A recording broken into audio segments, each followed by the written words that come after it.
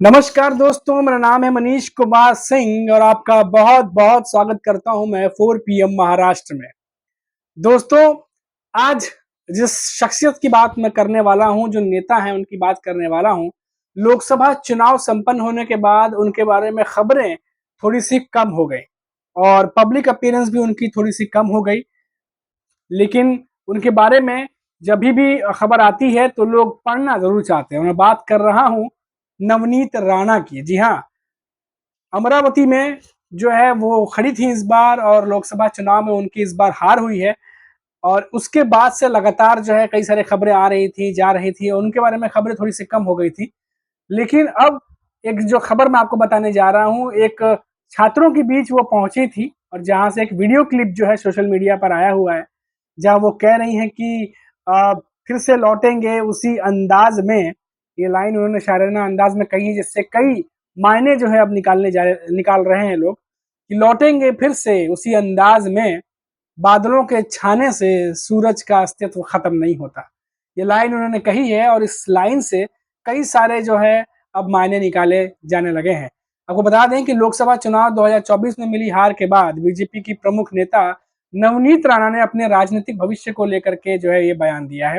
हाल ही में अमरावती में युवा स्वाभिमान पार्टी द्वारा आयोजित 10वीं और 12वीं कक्षा के छात्रों के समापन समारोह में उन्होंने खुलकर आगामी विधानसभा चुनाव में अपनी भागीदारी के संकेत दिए।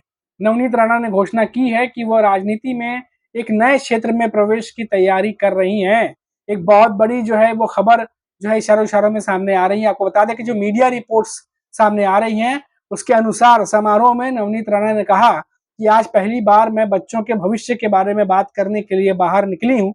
विद्यार्थियों के लिए ऐसे कार्यक्रम बहुत महत्वपूर्ण और प्रेरणादायक होते हैं। यदि हमारी मेहनत और प्रयासों को सराहा जाता है तो हम और अधिक मेहनत करते हैं। हालांकि मैं अपने राजनीतिक प्रयास में असफल रही, लेकिन मैंने कभी हार नहीं मानी। कुछ लोग मेरी हार से प्रसन्न थे, लेकिन एक चमकता सितारा हमेशा सुर्खियों में रहता है, चाहे वो कभी भी हो, चाहे कहीं भी हो। ये तमाम बातें जो है वो कही। उन्होंने आगे कहा कि कुछ लोग सोचते हैं कि हमने नवनीत राणा को खो दिया है और अब रवि राणा को भी खो देंगे, लेकिन जनता का आशीर्वाद हमारे साथ है। ये तमाम बातें नवनीत राणा कह रही हैं। और मैं हार गई, लेकिन मैंने कभी हार नहीं मानी। मेरी हार के बाद विधायक रवि राणा ने मेरा मनोबल बढ़ाया और मुझे फिर से उठने का सुझाव दिया। उनका समर्थन मेरे जीवन में हमेशा मेरे साथ रहा है और ऐसे प्रोत्साहन निश्चित रूप से सफलता में मदद करते हैं। मैं उन सभी को धन्यवाद देना चाहती हूँ जिन्होंने मुझे पिछले चुनाव में हमें वोट दिया।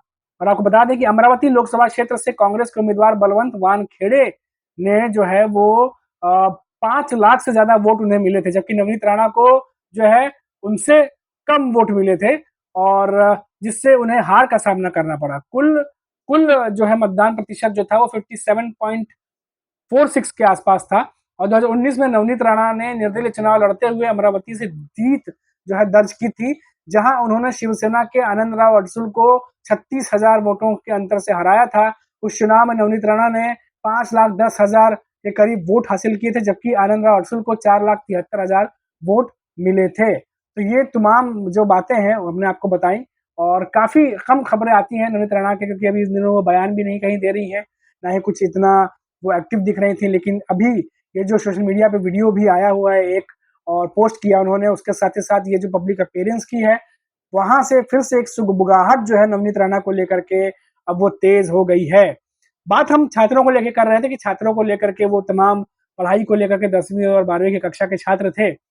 अब इसी कड़ी को हम आगे बढ़ाते हुए आपको बताते हैं कि दिल्ली में जो कोचिंग हादसा हुआ है, जिसपे राजनीति गरमाई हुई है, अब उस पर संजय राउत जो है वो भी क्या कुछ कह रहे हैं और बीजेपी को घेर रहे हैं। देखिए, आप आपको एक करके बताता हूँ, क्योंकि अभी छात्रों की बात की है तो ये खबर भी जान लेते हैं, क्योंकि बड़ी खबर है। अब दिल्ली कोचिंग हादसे पर राजनीति जो है वो शुरू हो गई है।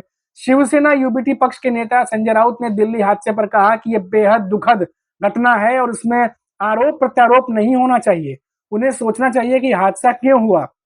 अगर सरकार का कोई प्रतिनिधि प्रदर्शन कर रहे छात्रों से जाकर मुलाकात करता तो अच्छी बात होती, लेकिन अभी तक किसी जनप्रतिनिधि ने ऐसा नहीं किया है। और वहीं संजय राउत ने प्रधानमंत्री पर निशाना साधते हुए कहा कि प्रधानमंत्री मोदी दुनिया की चिंता करते हैं, लेकिन वे मणिपुर नहीं गए और न ही प्रदर्शन कर रहे छात्रों से मिले।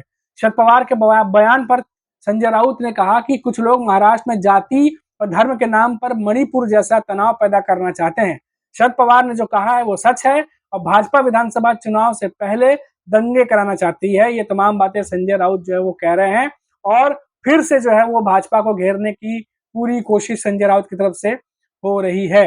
आपको बता दें कि प्रियंका चतुर्वेदी जो है उन्होंने भी जो है बीजेपी को आड़े हाथों लिया है और बजट से जुड़े कई मुद्दों पर भी उन्होंने भी बीजेपी पर निशाना साधा। उन्होंने कहा कि आम लोगों पर बोझ पड़ रहा है, महंगाई में कोई राहत नहीं है, बेरोजगारी के मुद्दे पर ध्यान नहीं दिया जा रहा, किसी भी तरह के बुनियादी ढांचे को जो है वो जो बनी बनाया है उसे भी खराब किया जा रहा है।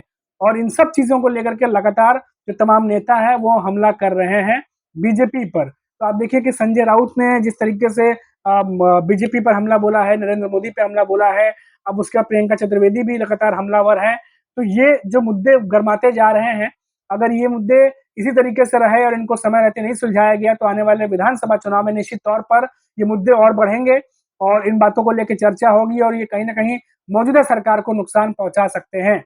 तो कुल मिलाकर ये कहा जा सकता है कि अभी जो घटनाएं घट रही हैं इनको विपक्ष की तरफ से मुद्दा बनाने की कोशिश लगातार हो रहा है और वहीं सरकार जो है इसे ठीक से डिफेंड करने में भी एक तरीके से नाकामयाब ही दिखाई दे रही है फिलहाल अभी तक।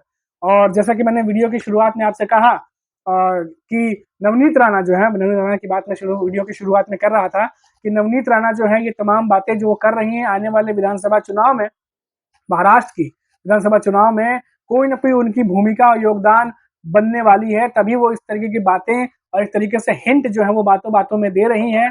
और जिस तरीके से मैंने आपको बताया कि जिस तरीके से उन्होंने एक कविता पढ़ी या कहिए शायरी पढ़ी, जिसको लेके उन्होंने जो शायरी बोली है उसको लेकर के यही अटकलें लगाई जा रही हैं कि वो फिर से कुछ ना कुछ विधानसभा चुनाव में उनका योगदान या कह सकते हैं उनका कोई ना कोई जिम्मेदारी बढ़ने वाली है, जिसको लेकर के जरूर चर्चा चल रही होगी, जिसको अभी ऑफिशियली नहीं बताया गया है। लेकिन जिस तरीके से नवनीत राणा इस फंक्शन में पहुंची थी, छात्रों के बीच पहुंची थी और वहां पहुंचने के बाद उन्होंने ये लाइनें जो बोली हैं उसको लेकर के जरूर ये बात है। मैं सोशल मीडिया का जो उनका फोटो है, स्क्रीनशॉट है, वो भी आप देख रहे होंगे लगातार कि किस तरीके से उन्होंने वो पोस्ट करते हुए उस पर कैप्शन भी लिखा है और लिखा है कि जल्द से जल्द जो है उनकी वापसी होगी, ऐसा हिंट देती हुई भी वो नजर आ रही हैं।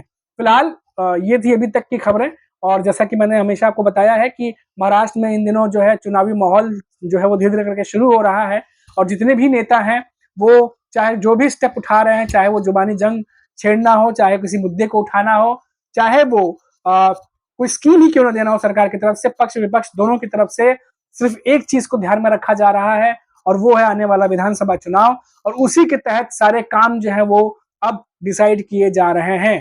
तो अब देखना होगा कि ये सारे के सारे काम जो हो रहे हैं इनका फायदा किसे कितना और कब मिलेगा। फिलहाल अभी के लिए इतना ही, फिर लौटेंगे तो बात करेंगे महाराष्ट्र से किसी बड़ी खबर पर। तब तक मुझे इजाजत दीजिए और आप देखते रहिए 4 PM महाराष्ट्र। नमस्कार।